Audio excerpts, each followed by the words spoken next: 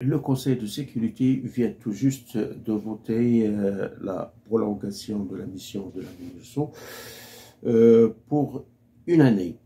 12 voix pour, 0 voix contre et je crois 12 abstentions. L'Algérie n'a pas participé au vote pour protester contre le penholder, les États-Unis, parce que, paraît-il, il n'a pas passé de ces amendements. Avant même le vote, M. Benjamin avait présenté ces deux amendements-là devant les membres du Conseil de sécurité. Il y a eu un vote et les deux amendements ont été rejetés. Par la suite, on a voté la reconduction de la mission de la MINUSO pour une année. Juste après le vote, des membres ont pris la parole, dont le délégué de la France qui a réitéré la position de son pays, la nouvelle position de son pays, celle qui a été soulignée par le président français devant le Parlement marocain cette semaine-là. Écoutons d'abord le représentant de la France. Madame la Présidente, la France se félicite de l'adoption de la résolution qui renouvelle pour un an le mandat de la MINURSO. Grâce à la résolution que nous venons d'adopter, la MINURSO pourra continuer de jouer un rôle clé pour la stabilité de la région. Nous saluons sa coopération avec les autorités marocaines.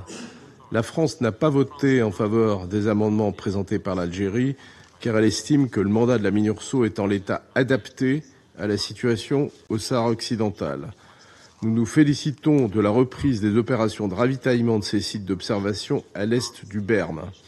La MINURSO doit être en mesure de mettre en œuvre le mandat que ce Conseil lui a confié et il est essentiel de veiller au respect de sa liberté de mouvement, comme cette résolution le demande.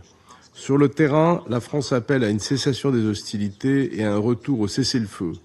Les hostilités de faible intensité ne doivent pas nous faire oublier les risques que ce conflit porte pour la stabilité de la région et les populations locales. Madame la Présidente, notre position est connue. Pour la France, le présent et l'avenir du Sahara occidental s'inscrivent dans le cadre de la souveraineté marocaine. L'autonomie sous souveraineté marocaine est le cadre dans lequel cette question doit être résolue et notre soutien au plan d'autonomie proposé par le Maroc en 2007 est clair et constant. Pour la France, celui-ci constitue la seule base pour aboutir à une solution politique juste, durable et négociée, conformément aux résolutions de ce Conseil. Nous relevons aussi qu'un consensus international de plus en plus large se dégage en ce sens. Il était important que le Conseil prenne note de cette dynamique, comme il le fait désormais dans cette résolution. Au demeurant, la poursuite du développement économique et social de cette région est un impératif. Nous saluons tous les efforts faits par le Maroc à cet égard. La France l'accompagnera dans cette démarche au bénéfice des populations locales. Il est temps d'avancer. Nous encourageons toutes les parties à se réunir en vue d'un règlement politique qui est à portée de main. La France soutient les efforts de l'envoyé personnel Staffan de Mistura en vue de la relance des discussions dans le format des tables rondes et nous reconnaissons l'engagement du Maroc dans ce sens. Je vous remercie. Juste après le représentant de la France, M. Benjamin, le représentant permanent de l'Algérie aux Nations Unies, a pris la parole pour dénoncer premièrement les États-Unis, c'est-à-dire les penholders, et ensuite pour pouvoir lancer une flèche à la France. Écoutons-le. L'Algérie a décidé en toute conscience, en toute responsabilité, de ne pas participer au vote de cette résolution. Pour un certain nombre de raisons que je vais évoquer avec vous maintenant. D'abord, en raison, disons-le, de l'attitude du porte-plume.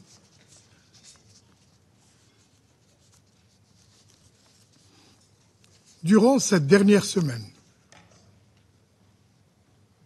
nos observations, pourtant méticuleusement documentées, méticuleusement fondées sur un langage agréé au sein du Conseil de sécurité,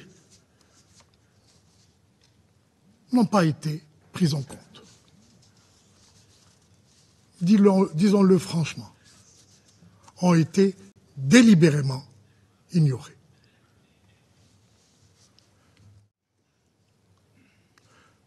Hier, et je pèse mes mots, avec le représentant du penholder, nous nous sommes mis d'accord sur un texte qui devait nous être remis 2 heures plus tard.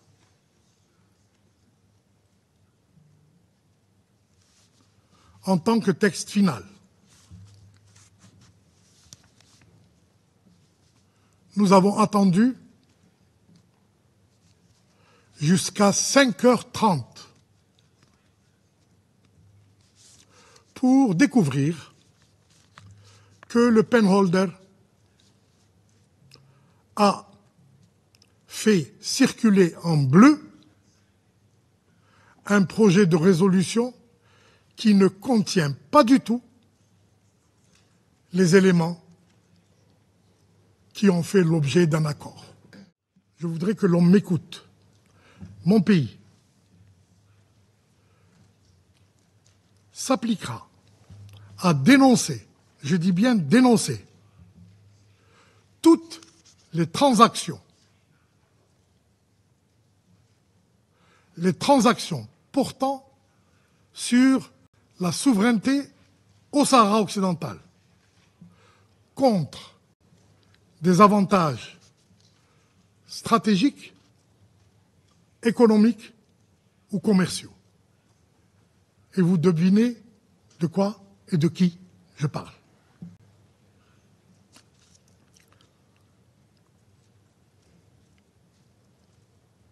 Pour finir, madame, je voudrais souligner que l'Algérie continue à faire confiance à l'envoyé personnel du secrétaire général, M. Stéphane de Mistura,